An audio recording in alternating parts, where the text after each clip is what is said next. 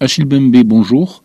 Qu'est-il ressorti des dialogues que vous avez menés sur le continent avec ces jeunes et ces représentants des sociétés civiles? Il y a plusieurs choses. Il faut dire d'abord que c'était un exercice délicat. Ça n'avait jamais été fait. J'ai le sentiment, au sortir de ces 7 mois, d'avoir été honnête, surtout d'être resté lucide. Une fois cela dit, évidemment, il faut garder à l'esprit la complexité des enjeux. Mais cela dit, il existe d'immenses possibilités réelles de transformation, pourvu que, de part et d'autre, on sache s'y prendre.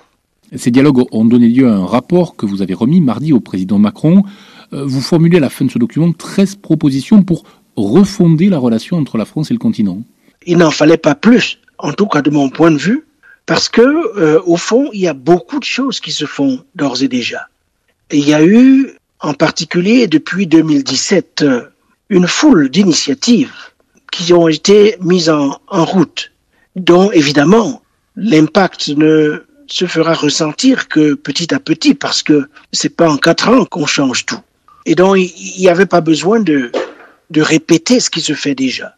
Il y avait besoin d'imaginer de nouveaux outils, une nouvelle génération d'outils, de mettre l'accent sur comment répondre aux 3 grandes aspirations qui sont remontées des dialogues, la grande demande de mobilité et de droit à la circulation, à commencer par la mobilité et le droit à la circulation en Afrique même, la grande demande de démocratie face effectivement à des régimes qui, pour l'essentiel, sont en train de détruire les moyens d'existence des gens, et la grande demande également de dignité que l'on voit bien surgir à l'occasion de nombre de débats autour de la colonisation, du rapport asymétrique à la France.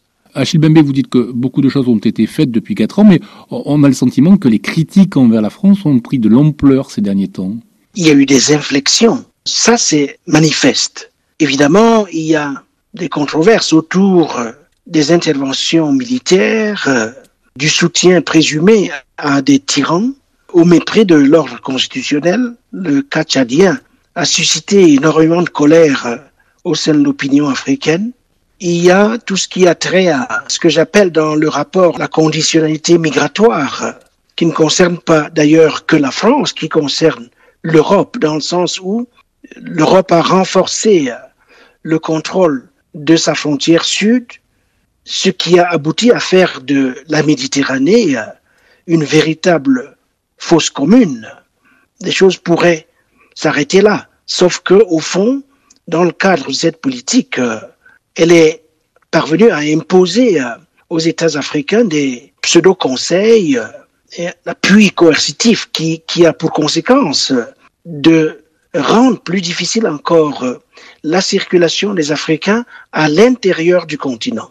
Et cela n'est pas acceptable.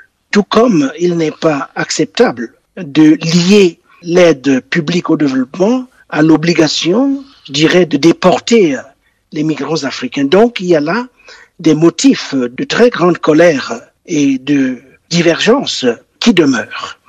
Les divergences demeurent également en ce qui concerne la politique de restitution.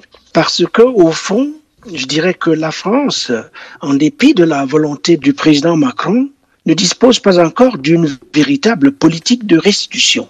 Elle a mis en place une politique que j'appellerais de dérogation ponctuelle et limitée. Cela n'est pas suffisant. Donc, il y a un certain nombre de domaines comme cela où il y a des choses à faire.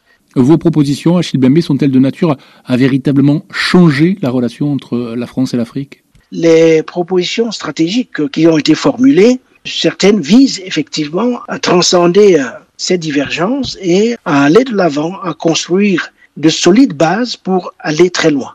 Évidemment, il ne faut pas être naïf non plus.